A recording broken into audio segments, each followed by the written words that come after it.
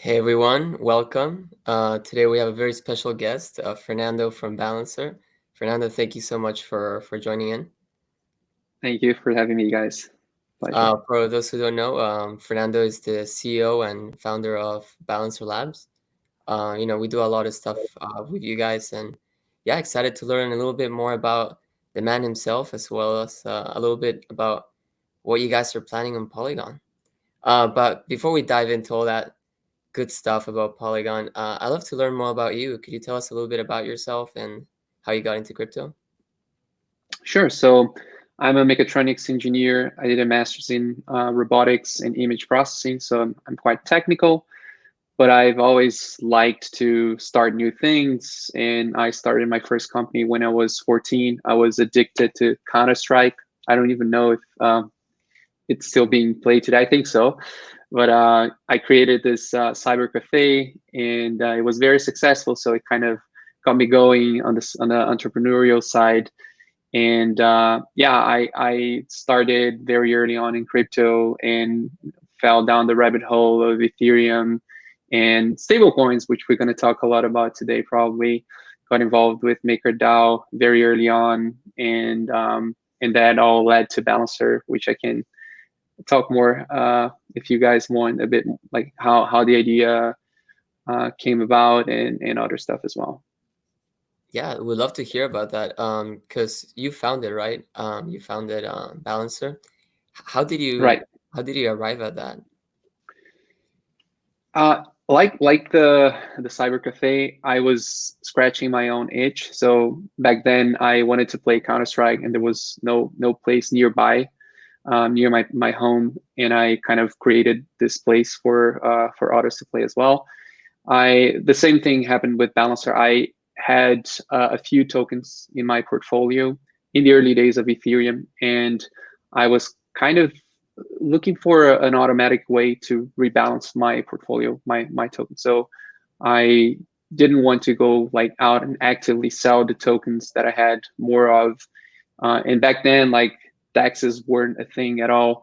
And I'm talking about this like 2017, and then I had the idea of Balancer early 2018. So I wanted to find a way to have an automatic index fund, pretty much for my portfolio, so something personalized. And back then, there was all this discussion about AMMs. It was all like just beginning. And this post by Alan Liu from Gnosis, and then Vitalik, the X times Y equals K. Uniswap didn't exist at all back then. And I kind of realized that X times Y equals K has a very nice byproduct, which is it keeps the two sides of your pool, of your exchange, so to speak, always balanced at 50-50, right? So if ever like you have ETH and DAI and ETH goes up, it kind of automatically deleverages you or hedges your position, so it sells on the way up. And that was exactly what I wanted, but for more than two tokens and any weights that I wanted, because my portfolio wasn't like 33, 33, 30. It was like any different arbitrary weights. And that's when I came up with the idea of Balancer. It's a simple formula, but the background, like to prove that it works and like it has the properties that I was looking for. It took me like months of really trying out many different formulas. And I also I did a special program on maths, so it helped me a lot with all the calculus and all the stuff. So this is how Balancer came about, and it was a long way until like from the idea, I kind of gathered people around the project, and Mike McDonald joined, and Nikolai Mishijan, the co-founder of MakerDAO, also helped out, and I consider him one of our co-founders as well. He worked a lot on the first the code base of Balancer V1. So yeah, it's an interesting story. Here we are, three Yeah. years down the road. Very interesting story. How did you go about building that team? Did they reach out to you? You reached out to them? Did they just see what you were doing? That yeah, it was a long process. I think it was very organic. So I kind of talked about this idea to Nikolai, and then we started talking about about it in the MakerDAO kind of smaller community. And this is where we know Mike McDonald from. He created mkr.tools for the ones that remember the early days of MakerDAO. And it kind of started spreading, and people liked the idea. Then we got investors, and then we could pay people, and it all kind of went on smoothly from then on. Yeah. Okay. What was that one moment where it became like a real reality that this is something that could be pretty big? I think it was when, yeah, I think probably DeFi summer was when we realized, well, this can get pretty big, and the whole DeFi and the whole Ethereum. I always have been very bullish on Ethereum and DeFi, so it wasn't a surprise to me that DeFi got so big. I wasn't expecting Balancer to kind of be such an important, in my opinion, part of the scene. So definitely, I think early days of DeFi summer when we had liquidity mining, and we crossed like 2 billion and then 3 billion at the height of Ethereum's price. So that, yeah, or DeFi summer. So that was when I was like, oh my God, this is quite big. But that's long ago, and still things are improving and increasing, even though there's ups and downs in crypto and Ethereum everywhere. So yeah, pretty excited and more bullish than ever, I could say. And what keeps you bullish? Like even at times when the markets are not doing great, maybe TVL is not increasing. What maintains your, I guess, your hope within the space, not just like Balancer, but Ethereum in general? I think it's so Ethereum. This is such a revolutionary technology that is so much better than anything we've had so far, and it's just like there's no turning back. Like the ship has sailed. This is going to change the world. Like sometimes people don't see that, and markets are a bit irrational, and it takes a long time for fundamentals to catch up, or price to catch up with fundamentals. And I actually like periods where, like this, like there's kind of a bull run and then everything goes sideways. This is when we find a real like good partners. We ship the real good stuff, and we really get to work and do stuff that will be like the big success when the new bull run comes, and everyone wants to do like token generation events. There's like the LVPs on V2 when people want to create their own AMMs. We have Balancer V2, which is perfect for those teams and protocols. So I think we're working very hard right now, and we don't look a lot to the market, though the market is important, right? Especially for protocols that have liquidity mining. It's kind of there's a bit of reflexivity. So the higher your token is priced, then the more liquidity it attracts. But I think that's a secondary thing. The most important thing is people are using Balancer. More and more protocols are integrating with Balancer, and that's what keeps me bullish. Like even in days where everything's going down, I don't really care much. Yeah, I think a lot of people are very fixated on like what the price of a token is, and I think I totally agree with you. When the market's kind of like weird like it is now, it's just great to like keep your head down and just work and making good projects. I would like to ask, I guess, for the people that are not, I guess, too familiar with Balancer, could you explain it maybe? Sure. Of course, like a DeFi like expert explanation, and maybe something for people that might not know too much about DeFi. Sure. I'll start with the LE5. So the simple explanation. Balancer is a protocol for programmable liquidity. So you can just leave your assets there, and they work for you in different ways. They can be rebalanced automatically, or they can follow a certain strategy, or they can do crazy things. The idea of Balancer is really open up the design space for teams to create cool ideas on top of it.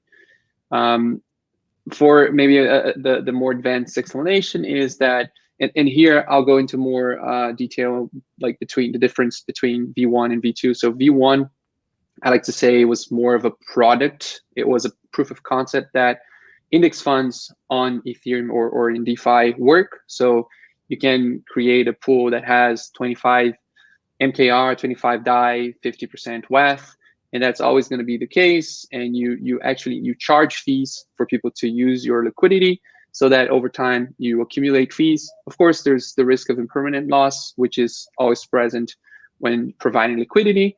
So that's kind of the proof of concept that Balancer V1 kind of proved, in my opinion. And Balancer V2 is all about realizing that there's so many different ways how AMMs can work. Like and Balancer V2 was a very nice construction with teams that actually forked Balancer V1. So they created PowerPool, they created Index Finance, they created QiDao, they created different things, and we kind of talked to those guys and understood those are not just forks for the sake of forking. They really added things because Balancer V1 is quite immutable and quite closed. Like you cannot change things.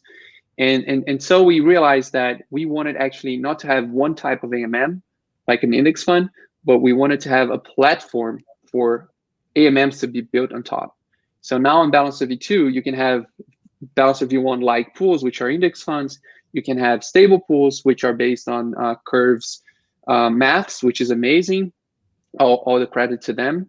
And you can have meta stable pools, which we have now, and maybe we can talk more about it, but with Lido. So the idea that you have wrapped staked ETH and that grows in value over time, but still the curve is so that the price is always like the liquidity is always optimized around the price, which changes, right? Because wrapped staked ETH goes up in value slowly, like QiDao, for example. So there's that type of pool. There's element finance pools, which are perfect for zero coupon bonds that have an expiry date. So there's many different ways you can build AMMs, and they are each focusing on a specific niche, or they're specialized on a use case. And that's what Balancer is. This is like one place where all the liquidity from all those different pools sits together, which makes it very, very efficient to do trades across different protocols or different pools. So if you trade A for B, B for C, C for D, you just have to send A to the vault and you get D magically back from the vault. There's no like tokens around like there is for Balancer V1 or for Uniswap or other protocols. It's all there. And it's just like the accounting that pokes the pools, but the vault, which is the core of Balancer V2, is very, very elegant and minimalist and efficient in that it connects the liquidity from all those different protocols. Maybe I've gone too fast and too complicated, but well, let's see if you guys have questions, or maybe the audience, or happy to answer any questions. No, I think that was great. I'm a very big fan about how you guys manage your liquidity, because I know there's some AMMs that I guess choose a certain amount of tokens, and like all transactions have to go through those specific tokens. Yeah, which can be a little restricting. Definitely. That's the SOR, Smart Order Router, which I forgot to mention. But I think this is one of our big kind of contributions to the space and innovations. Everything we do, by the way, is open source. So I understand aggregators who have like closed source strategies for how to do aggregation. It's their business model. We do everything open source. So if you go to Balancer Labs' GitHub, you're going to see that all our smart order router is open. And the idea of our SOR is really to do what you said, like use the pools that are like kind of left on the side for some time and are a little bit off sync with the market, and use those pools, even if it's like tokens no one heard about. It doesn't matter, because it's going to be an intermediate token, and the user is not even going to see that interacted with that token, because when you do A for token B and then B for C, you never know, you don't see any interaction with token B at all, because it's all done internally in the vault. So I think that's pretty cool, connecting liquidity in the optimal way seamlessly. Yeah, 100%. And like you see that in the volume metrics. We have a stable coin pool, you guys, and like the TVL to volume is like, I'm sorry, the volume to TVL is like way higher than I've seen in other places. And I guess just because you don't need to necessarily be like a routing token, and everything can go through you depending on how you account it on the background. Perfect. Yeah. And I guess there's still a lot of work to be done on Polygon. Like many aggregators and our bots, they're not yet. A lot of them are, but they're still like, it's not like Ethereum layer 1, which has been around for all like forever, right? So I think there's even more and more to improve on that side, because Polygon is, in my opinion, just getting started. It's going to get even bigger. Yeah, we only have I guess a few aggregators right now, and they're still, I guess, getting caught up with like getting all the AMMs and figuring out how they're going to aggregate it. Right. Yeah. So we talked a lot about like the positives. What have been some negatives? What have been some obstacles you've seen as you build Balancer? Great question. I think we have. I think there's a lack of senior Solidity developers and also lack of auditors. So that's definitely something that we felt the pain. Like it's hard to find auditors even in the next 6 months, even if they're charging like heaps of money. And it's just like yeah, supply and demand. It's just something that's so valuable, and people haven't really thought of that. So I think now more and more audit companies are coming out, and it's something that requires time and reputation to build up. So that's definitely an obstacle.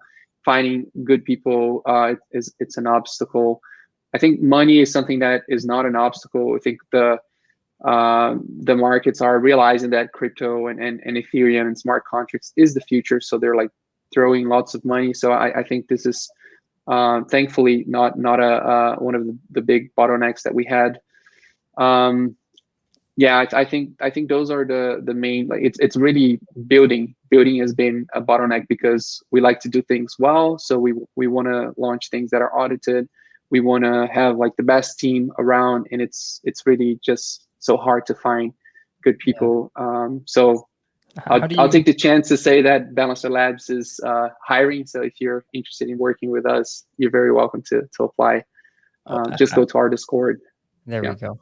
Okay, so you go to the Discord and kind of reach out. Who do you reach out to in Discord? Or you can just say like I'm general or dev channel. You're gonna see lots of core people. Anyone the core team is looking out for other colleagues and team members. So you just say, I'm an experienced Solidity developer, and I want to join Balancer Labs. So we'll take care of the rest. Yeah. Okay. Do you know if you have any bounties, like technical bounties out that? Oh, we do. So there's the bug bounty, which is one thing, which is, to my knowledge, the biggest one in the market. It's 1,000 ETH.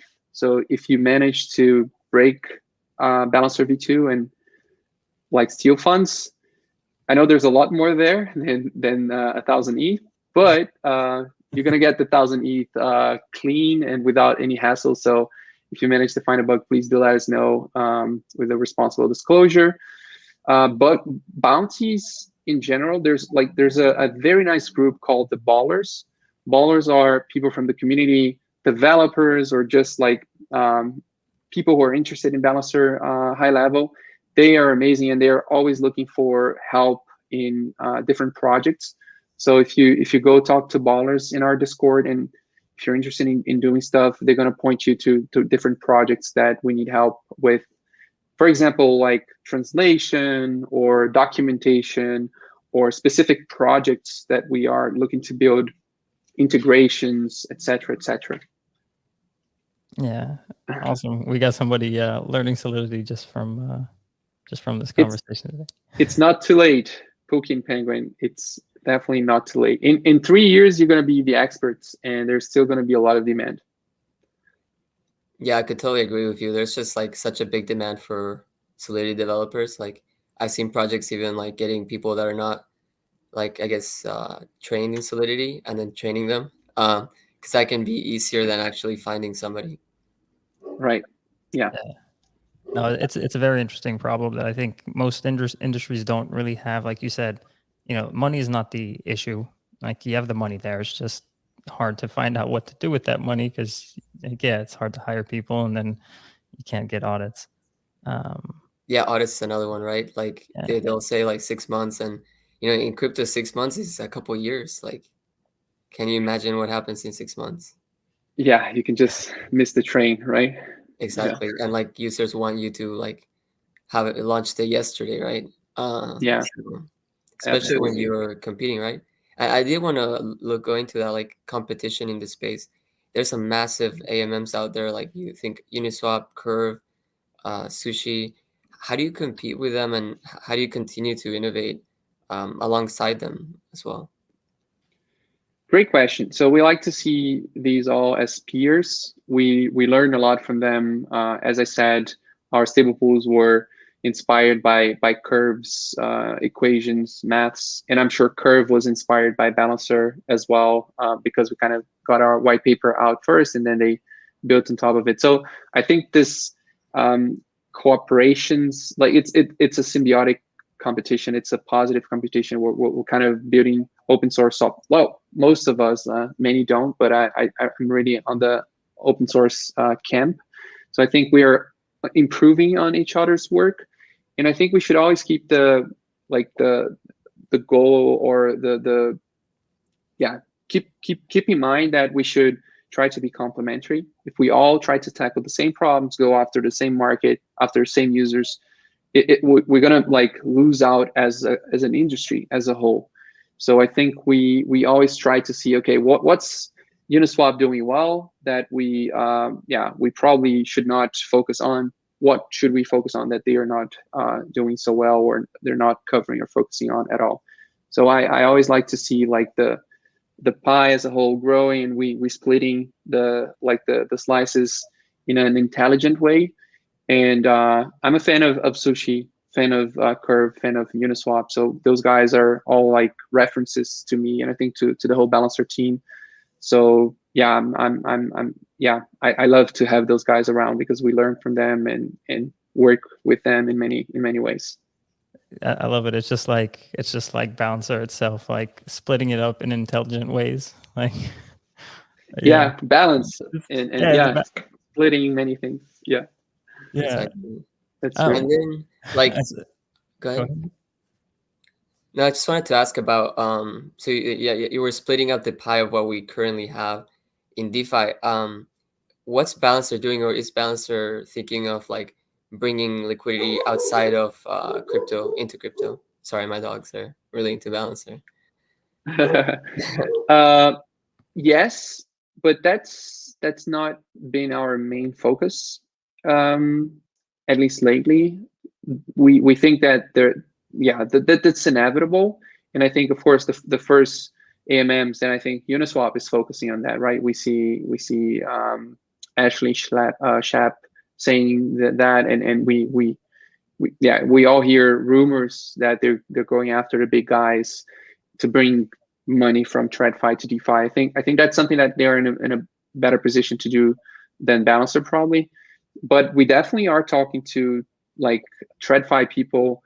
For example, TechMe Capital. TechMe Capital is a great team, and they're building ETPs, exchange traded products, that are going to launch hopefully like next month already, where they have a very interesting smart pool technique on Balancer V2 that changes weights and has circuit breakers and some very cool stuff. And that's TradFi money. Like those guys are talking to Wall Street Bets and all like big guys, and they're using Balancer, right? So our stance has been to really see ourselves as this primitive base layer platform, and let other teams go after users, go after niches, after product market fit, and we provide them with a very easy to use foundation. And it's not easy. What now we're focusing more on, okay, let's make sure that everything we have is easy to integrate, it's easy to use, because Balancer is complex, right? It's not like Uniswap, there's only one pool. Uniswap V2, there's only one pool for a given pair. Balancer can have many.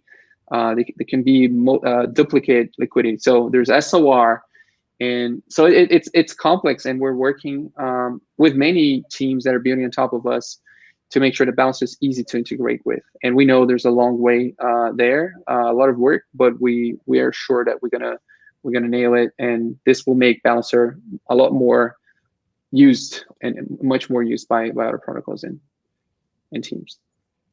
Perfect. Yeah, and we do have a community question there. Do you guys have any plans with like Solana, Avalanche, Cardano? So we are open to other chains and other layer twos, and Polygon was the first one. Arbitrum is coming up next, and then we're talking to other teams for sure.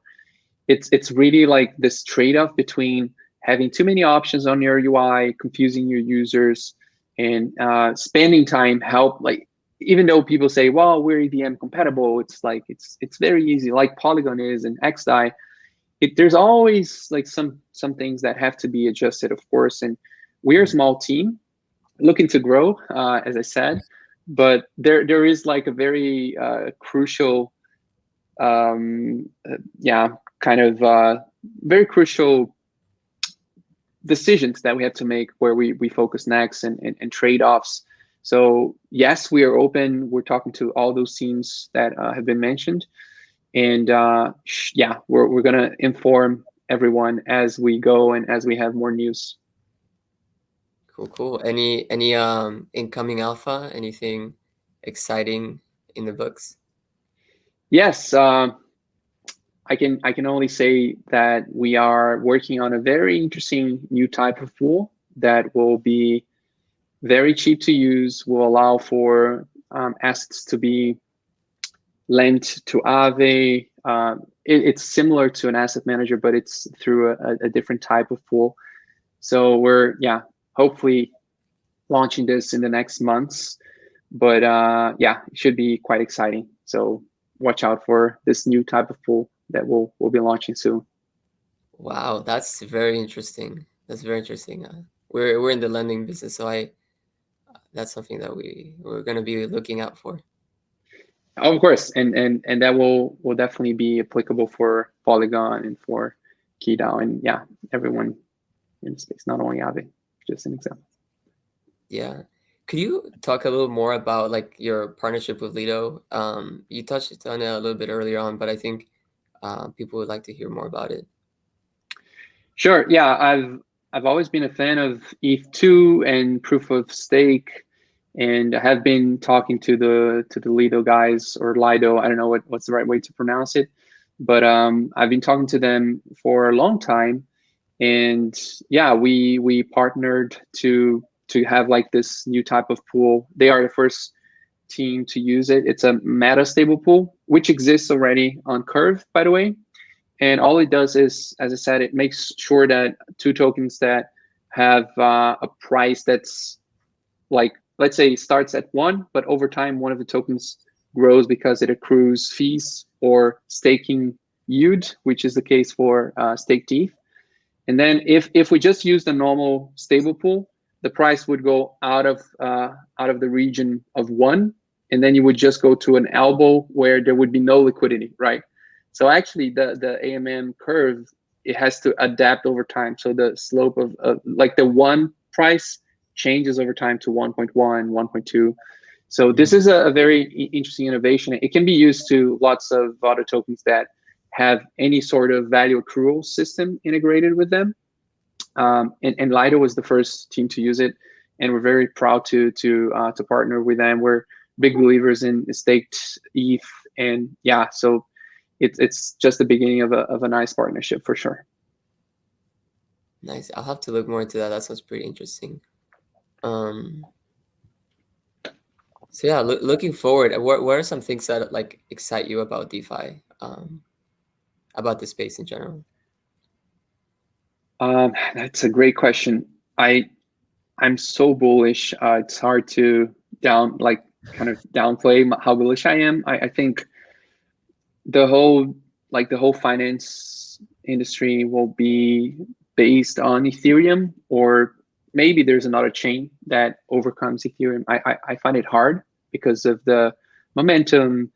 Like ETH2 is going to be a major thing. Like when we have hundreds of thousands of validators, and we have the idea of a deflationary supply of ETH, because we're burning ETH after 1559, and now with proof of stake, there's going to be a lot less ETH that has to be created. So I'm very bullish. So first of all, proof of stake to me is clearly better than proof of work, and the maximalists, the Bitcoin maximalists, will have a bitter time when they realize that, and realize that the 21 million total supply is a dream. It's not possible. So at some time they're gonna have to deal with that.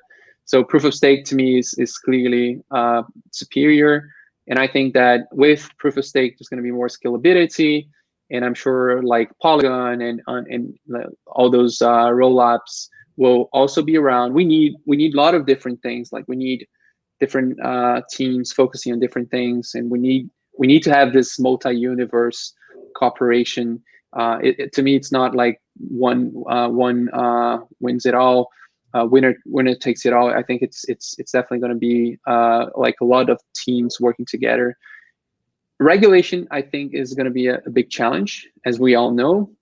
I think it's inevitable that regulation and TradFi kind of they will try to fight, I think, but at some point they will realize that the ship has sailed. And then if countries fight against crypto and Ethereum and smart contracts, people will just go elsewhere, and they will realize that they have to be kind of sensible with the regulation. So this is something I'm watching very closely, and excited about like how regulators will react. But I think like things like insurance and NFTs, art on chain, it like all those things are just the beginning. Like we'll see voting, identity, and yeah, there's so many things. It's really exciting. Now, I can't not ask this. Have you jumped into the NFT craze? Have you been buying some NFTs? I have not, not because I don't like them or I don't like the idea.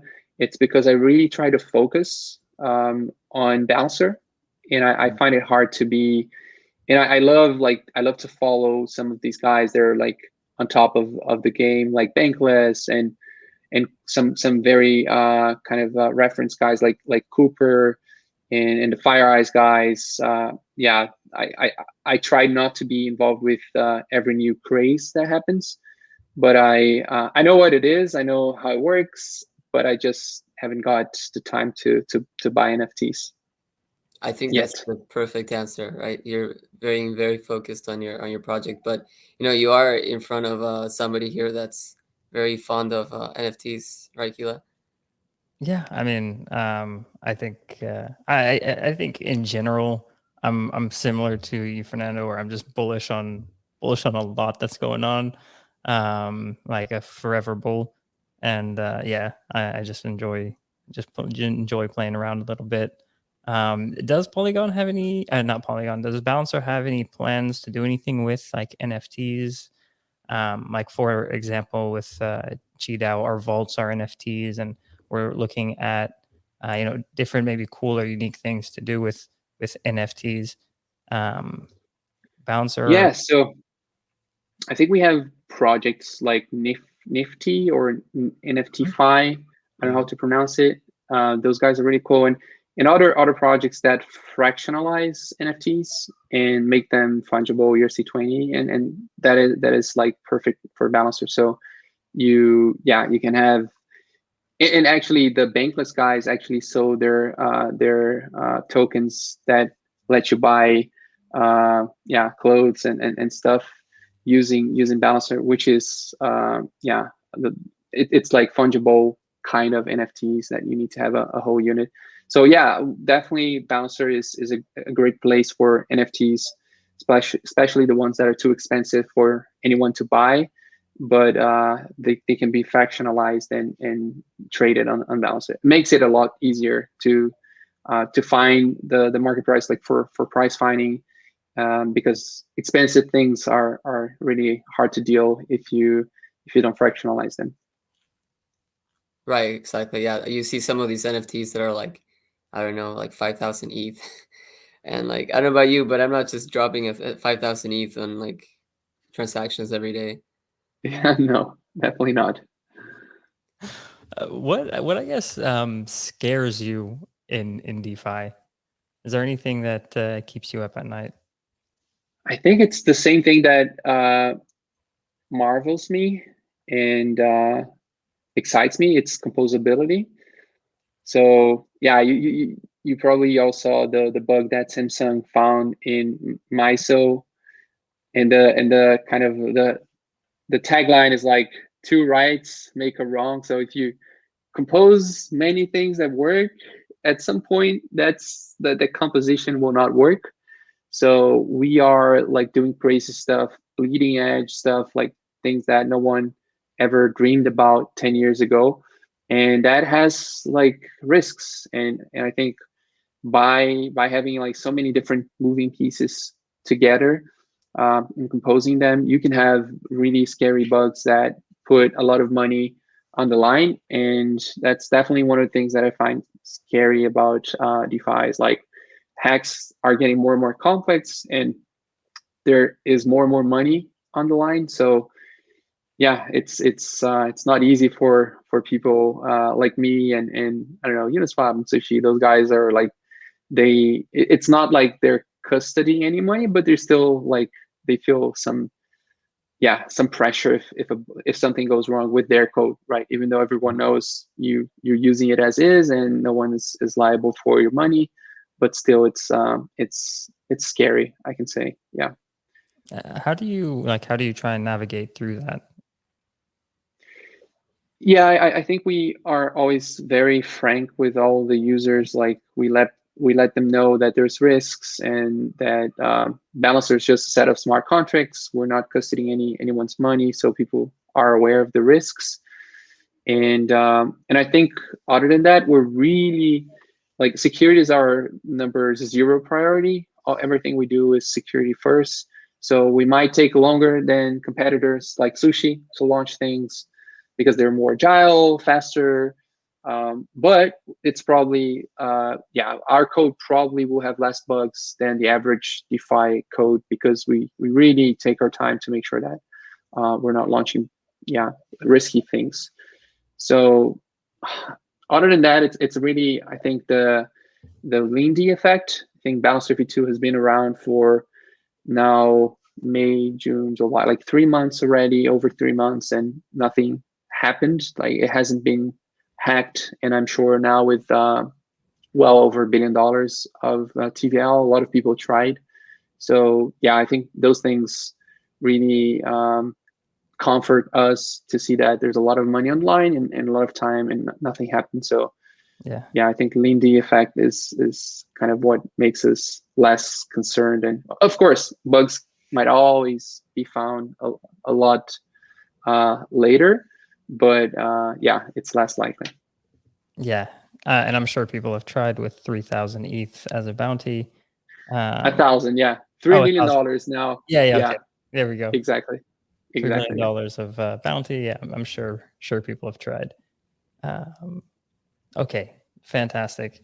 How has your experience on Polygon been? Has y'all launched, when was it? A few months ago? Was it? May, right? I think May. May. Yeah. So May or June, but it's been very, very successful.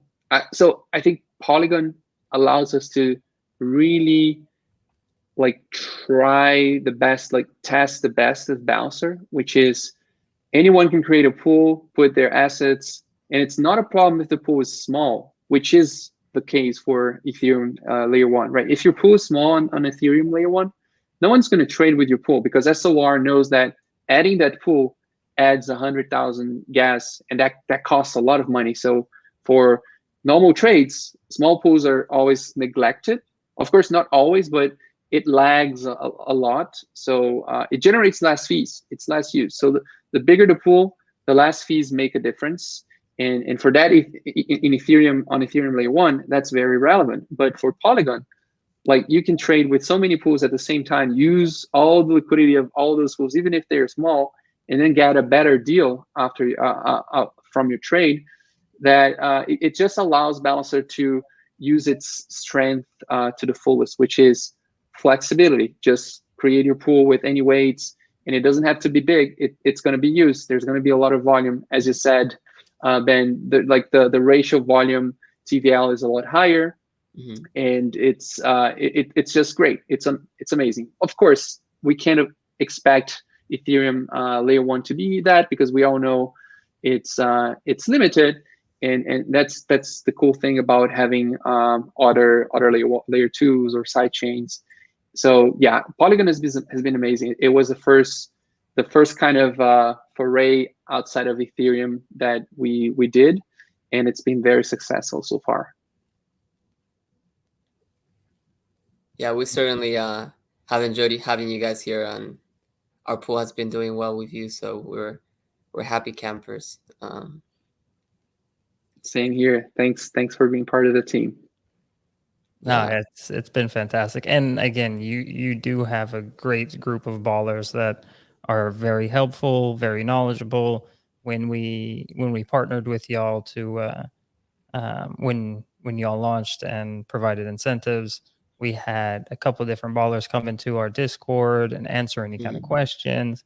They've been fantastic help along the way. So any projects out there that are looking to partner with Balancer, they're ballers, top notch. Yeah, Solar Curve, I can think of Bakamoto. Yes. Yeah.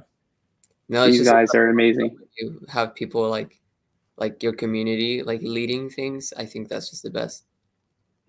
Totally agree. That's the stance that Balancer Labs is taking more and more. We now have a grants committee. So we're not giving out grants. It's the community giving out grants to the community. And then there's the ballers, and we're kind of really making sure that we always had this vision from the beginning, but it's easier said than done. But we're I think we're being successfully giving away more and more power and influence to different community members or teams. And the grants committee is an example of that, ballers. And yeah, so I'm very happy with this direction of Balancer Labs just being one of the contributors in the space to Balancer protocol amongst many others. Nice. What type of, I guess, decision-making abilities do the ballers have now? A lot. So ballers are the ones that are deciding how liquidity mining is kind of allocated. So we have many tiers, and we have 25K BAL that goes to Polygon out of 145 total.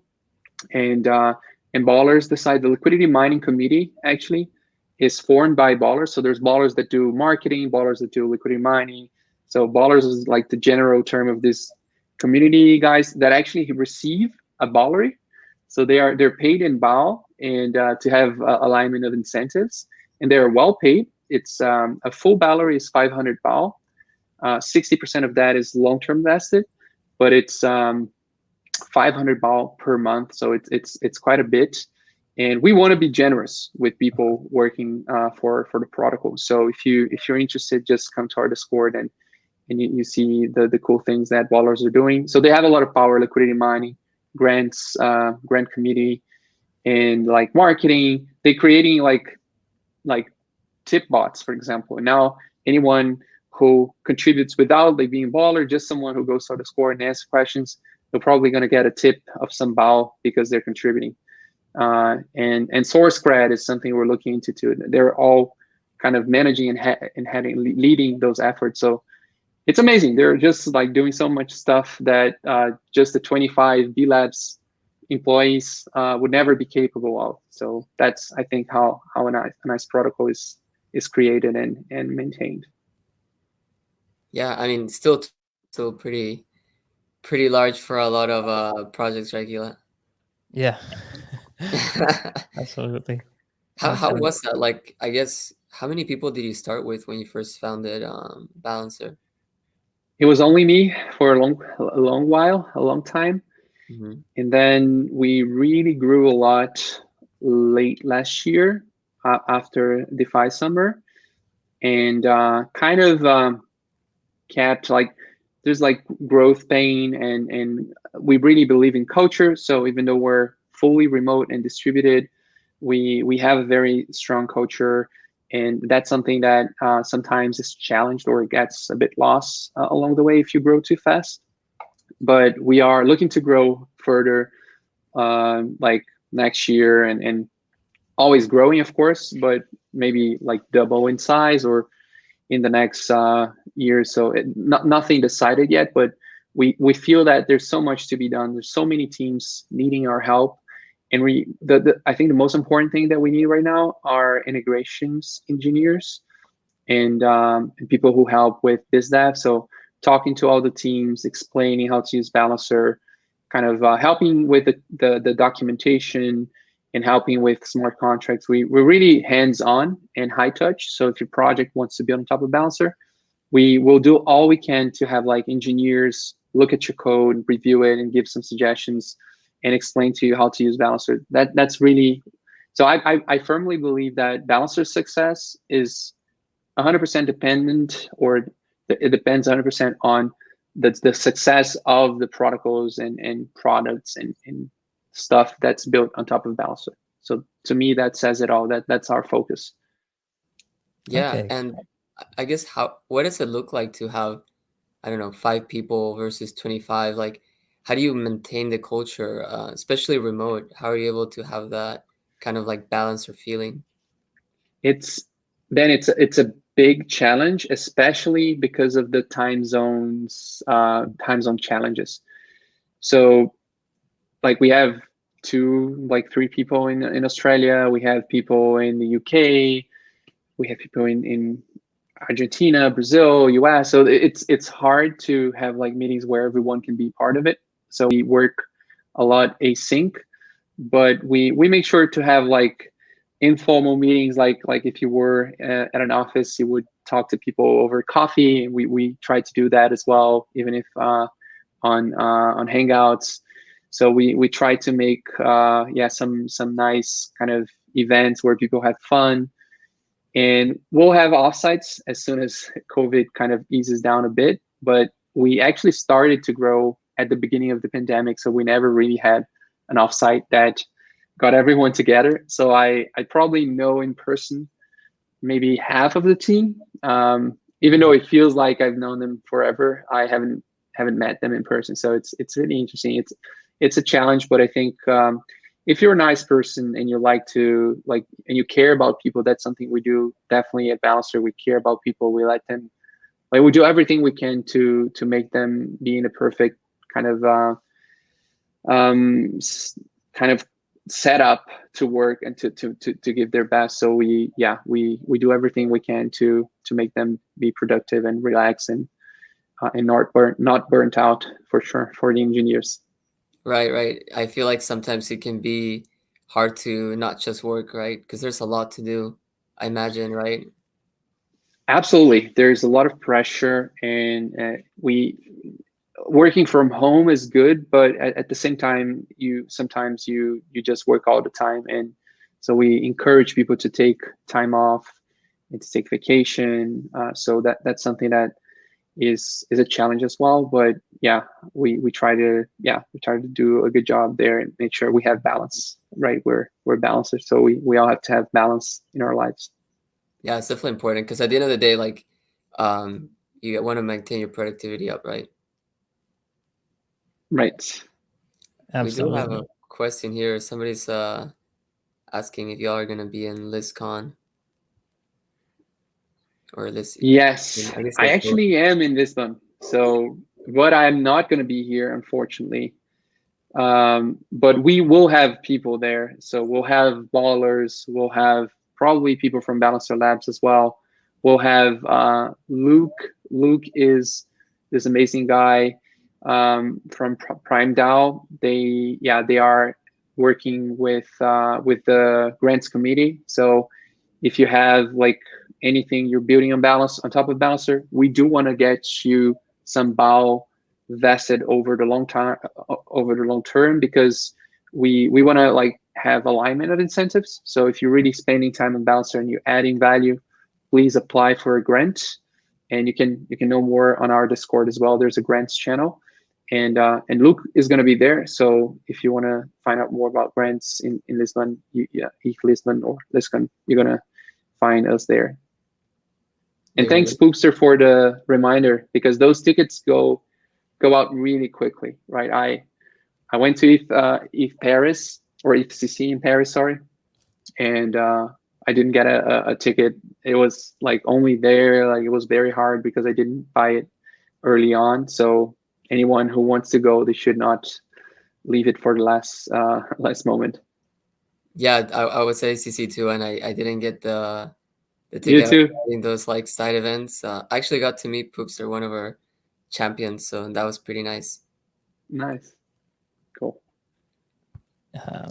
Yeah, so you mentioned working with other protocols. So I think this is a good segue into. Have you been able to take a look at QiDao by any chance? Not deeply, but yes. Yeah. Okay. Well, I think you're probably familiar with the concept of QiDao, seeing as you were involved with like the maker team back in the day. So. Yeah. I know. Yeah, that's actually something I was, if I am allowed to, like ask you, like what the main difference is to MakerDAO, and I think the colorization is very similar, and yeah. Yeah, well, we just lowered the liquidation ratio actually, so the collateral to debt ratio. So for a lot of the collaterals, it's now 130% collateral to debt versus Nice. it started off at like 150 to 155. Also, we do not charge an interest rate. It's one flat fee when you repay your debt, and so it's 0.5% fee when you repay your debt. So you can really hold on to your buy for as long as you want, and your debt's not going to grow at all. Yeah, there's a couple of like differences. I think, you know, overall, what we're trying to do, and especially being on Polygon, is make it so that anybody could access these kind of like tools. And that's not only from like a technical perspective, right? Or like a wealth perspective, so we don't have like that minimum debt, but it's also like what tokens you believe in. So these kind of like collateral debt position stable coins are great for people that are just like very bullish on certain tokens. And if the stablecoin that you like, that you want to use, doesn't accept your token as collateral, it kind of becomes a little complicated, right? Because then you have to sell yours to buy more. So like if you're a baller, wouldn't it be nice if you can just lock up your BAL and then borrow against it? So that's kind of where we're going with. We're adding like a lot more collaterals. I don't want to talk. I don't want to shill too much. I could talk all day about QiDao. Please do. Please do. Yeah. It's all. I mean, yeah. Another unique thing is like we try and play well with other protocols as well. So you can use your Aave market tokens as collateral. One second. So you don't necessarily have to choose like, should I put my collateral in Aave, or should I put it in QiDao? So you can put it in Aave, and you can use that yield bearing collateral, a yield bearing asset as collateral on QiDao as well. Yeah. We have to get Balancer on if y'all have a Chainlink Oracle, because that's all we ask for, right? Is if you have a Chainlink Oracle, then the community can vote to add your token as collateral. Good question. I think we might have one already, but I'd have to check. Yeah. I know on Ethereum, we should do that. It would be great to have a Balancer one on Polygon. Yeah. Because we are definitely bullish on BAL, so would like to leverage some of that. And if you need connected with any of the Chainlink people, we're happy to do it, because yeah, we would love to see BAL added to the list. Yeah, we send. Yeah, let's do it. Let's do it then. Let's do it. Awesome. Definitely.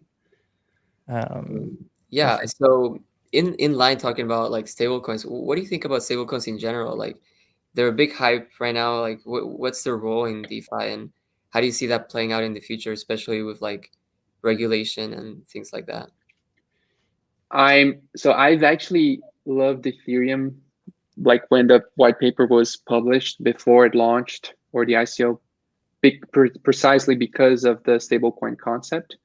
And that's the reason why I got involved with MakerDAO so early on in the early days, before they launched, much before they launched actually. So I do think stablecoins are what we need to get mass adoption. People are just not mentally prepared to such volatility in normal assets. So we need stable coins. I think we're overly fixated on USD because it's the world's currency. But I think there's a lot to be gained when more people from other countries, like more people generally adopt crypto. We'll need different currencies, right? We'll need the euro more liquid. We'll need yuan, like all the currencies will need them. And then we're going to have Forex. That's going to be a heavy market on cryptos, on Ethereum and DEXs in general. So I think stable coins are here to stay, and they're going to grow so much still. And money will be like really obsolete in a couple of decades. I think there's not going to be paper money anymore. So yeah, I hope that the stable coins that are open and permissionless and free for anyone to use will be the ones that will be predominant, as opposed to state kind of currency like the digital dollar by the, I don't know, the US, if they ever do that, or Chinese. Yeah, so that's my hope. So I think stable coins are here to stay, and eventually, I don't know, in the distant future, we'll stop thinking of state currencies because they are kind of obsolete, and we'll think more kind of natively in crypto terms, maybe. I don't know. Yeah, no, I completely agree. I wouldn't want people to be using, I guess, like a Fed like stable coin, because then you're just going back full circle, and what's the point of DeFi, right? Absolutely. Yeah, it's crazy to think that some people still use like bank accounts. I mean, I guess you can't pay for everything in crypto, but like the idea that like if I wanted to send you, I don't know, $1 million tomorrow, like forget about sending it, right? Like they would just call the FBI. Like, why is this man sending $1 million? And imagine the fees, the time, the paperwork. It's wait, Ben, why are you sending Fernando $1 million? For being on the chat, man. Don't tell them. Voluntarily. Fantastic. Do you see any other ways that Balancer and QiDao can possibly collaborate? I think yeah. So AMM markets on Aave using Mai, then back in Balancer pools.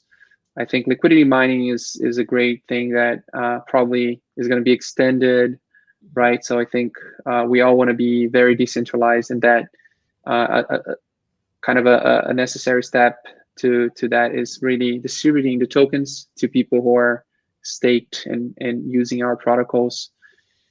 Yeah, so adding BAO, as you guys mentioned, as one of the collaterals to QiDao. So there's a lot of things.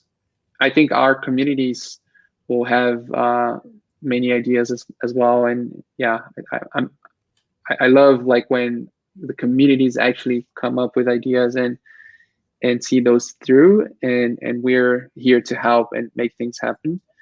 But I think those are maybe some of them. And do you have any ideas, Kila and Ben? Yeah, I mean, I love the fact that we have these pools, and we have some like improvement proposals being voted on right now, but I think in the next wave we'll definitely have something to increase our incentives with y'all and extend them, because it's been going pretty well. And as a stable coin, you want to have more liquidity. It'd be great to see more balancer pools, not using USDC and using Mai as like a decentralized alternative. I think that would be cool to have like backing from balancer in that. Totally. Absolutely. Yeah. Cool. Is there anything you would like to ask the community, our community, and the Polygon community in general? Yeah, I would just ask a favor for you guys to really step up and chime in our Discord. Please come and join and yeah, come up with your ideas how Balancer can improve or help. Like answer the question that you just asked Ben, like how can we do more stuff together. I'm sure you guys, the community, have thought of cool ideas involving maybe third, like other projects, right? So there's cool stuff that we can do, not only in a 2-project partnership, but maybe using other protocols. So yeah, please chime in and participate, and yeah, come up with your ideas. That's my ask. That's a good one. Yeah, we love to see people involved, especially on Discord. I think that's where a lot of like these communities live. Definitely seen y'all's Discord is pretty active. Yeah. It is, and that's like I'd say a lot because of Ballers. Mhm. So yeah, I really like to thank them again.